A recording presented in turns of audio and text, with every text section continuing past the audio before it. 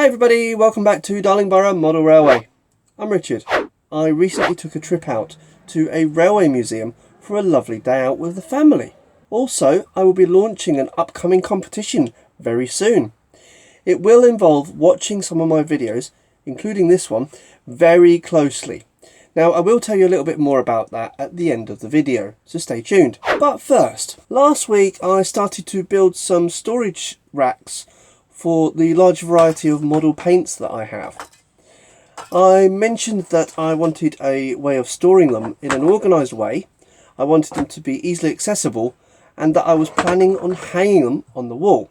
So I've decided that I'm going to put these shelves against this wall here above my rocky bridge section. Basically I don't want to put it too low because obviously I want space for the trains underneath, like so that I can put the slots in there and then I can adjust it, then I can put my paints on it.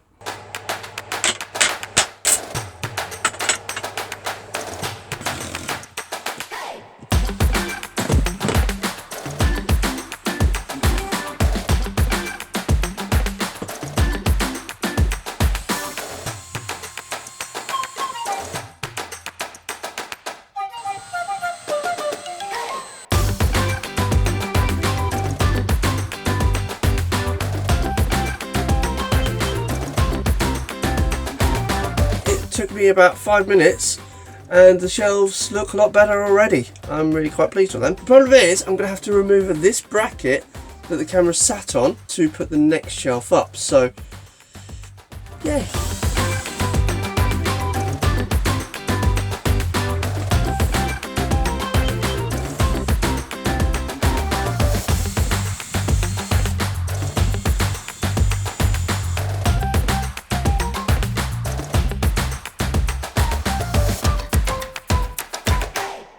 I'm not going to lie, I love the flexibility of these shelves. I love the fact that you can just adjust the height so quick and so simple.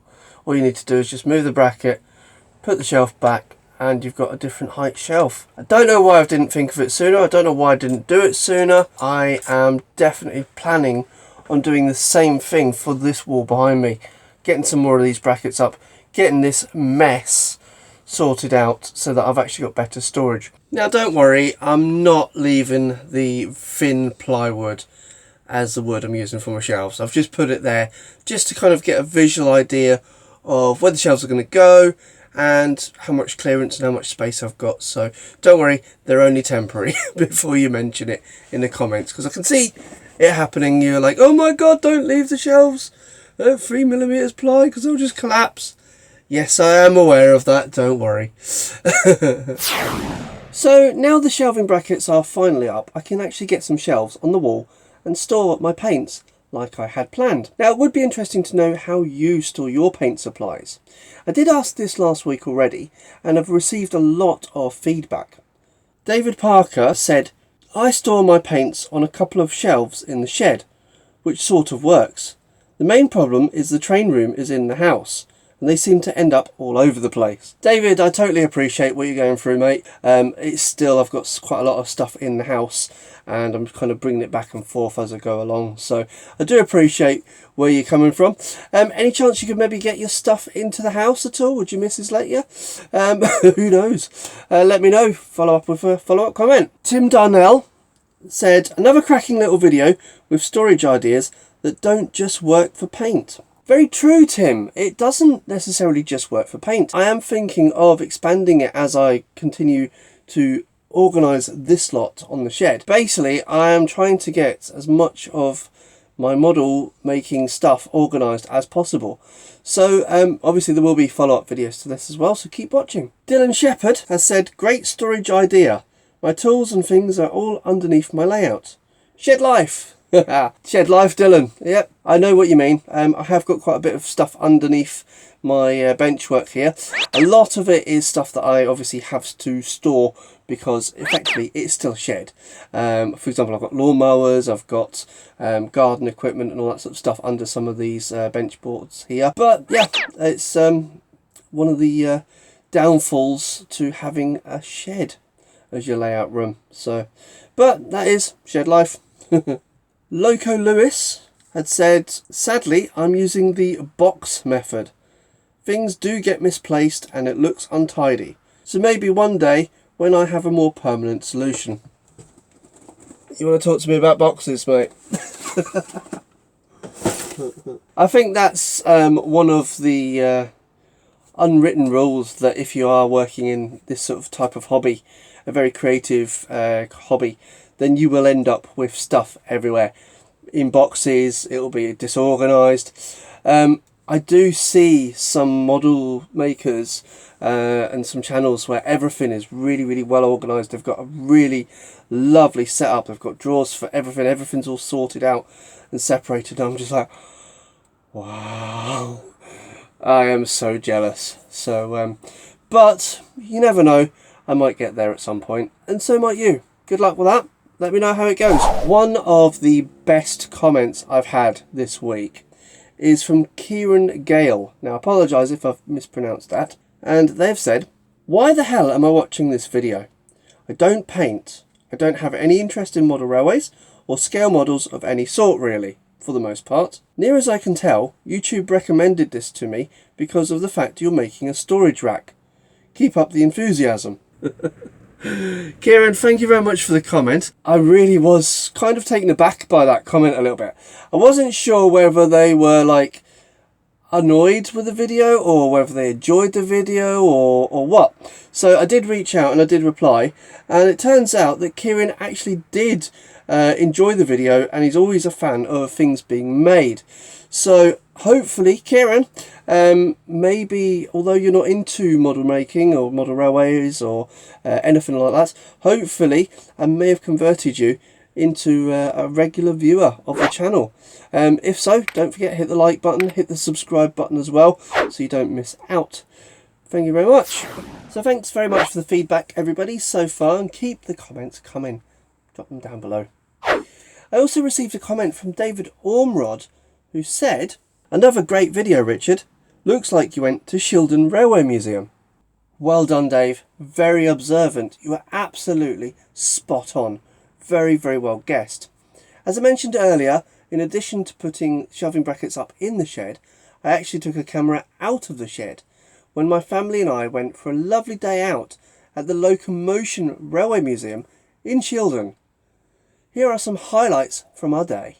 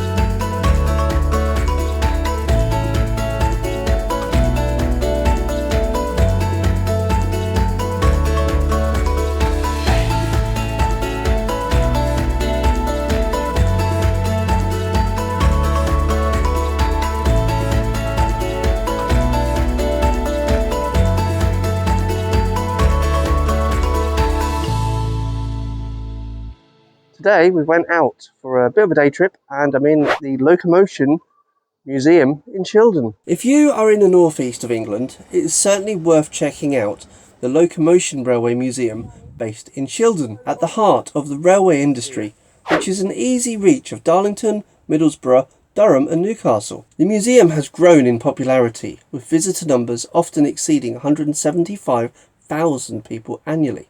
With a combination of partnerships, sponsorships and local dignitaries, the museum has established itself as one of the largest tourist attractions in the northeast. As the home to over 70 rail vehicles, including the Mallard, APT-E and Deltic prototype, it's not difficult to see why.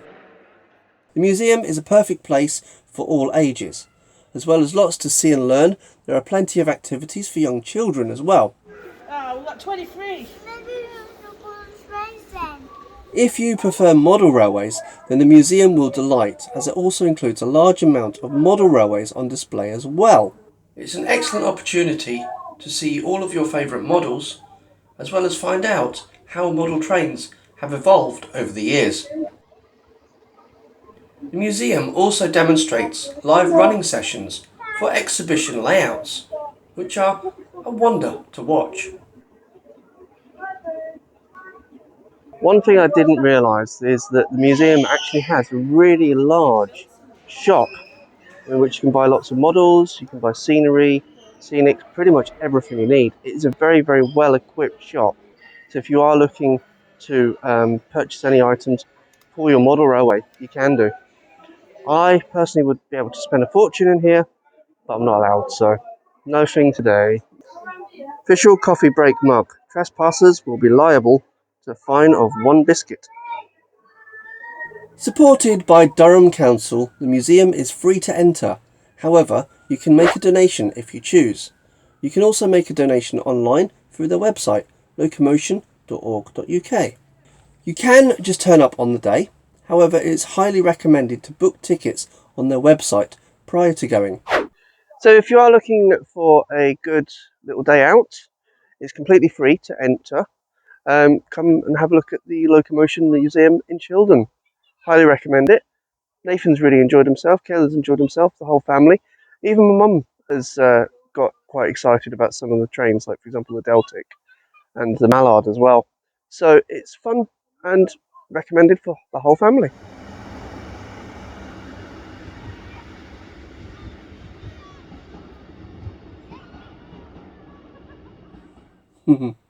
That was a nice day out. Basically, it was all down to Nathan, who wanted an adventure day. So we ended up going there. We all really enjoyed it. Even my mum-in-law enjoyed it. In fact, it actually caught me off guard, as I never knew she even enjoyed trains. Now, there was loads of other stuff going on as well, much more than I managed to film. So if you are even slightly interested in trains, which I guess you are if you're watching this, then I would highly recommend going. Take the family, have a great day. Oh, and by the way, it's free as well, although you can make a donation. Now, speaking of donations, if you're enjoying the content I make on this channel and want to be a supporter, then you can do by buying me a coffee.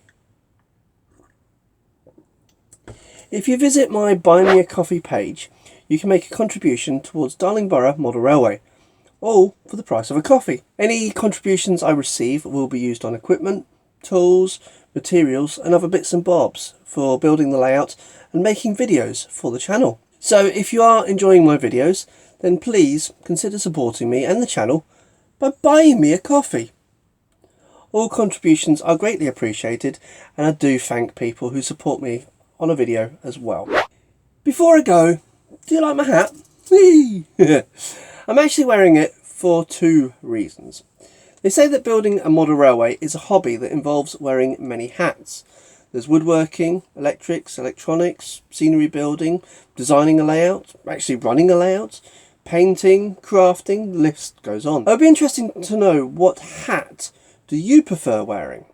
By that, what I mean is, what aspect of building a model railway do you enjoy the most? What areas do you loathe? Drop me a message in the comments down below and let me know. You can also contact me through my social media channels or drop me an email. Now, the second reason I'm wearing this ridiculous thing, well, that's part of an upcoming competition I will be running soon. The competition will involve watching some of my videos very closely for some of the answers. Some of the answers may be on part of a video that I've done already or part of an upcoming video. Now, I will announce the details of the competition, including what you need to do and how to enter, on my birthday, which is the 26th of February. So watch out for that. So if you haven't subscribed already, so hit the subscribe button so you don't miss out on that, as well as plenty of other upcoming content, including my first attempts at weathering some wagons. I will be building some more scenery. I will be playing with an airbrush. I also might actually get some work done on the layout. But in the meantime, check out these other videos and I will see you again soon. Bye.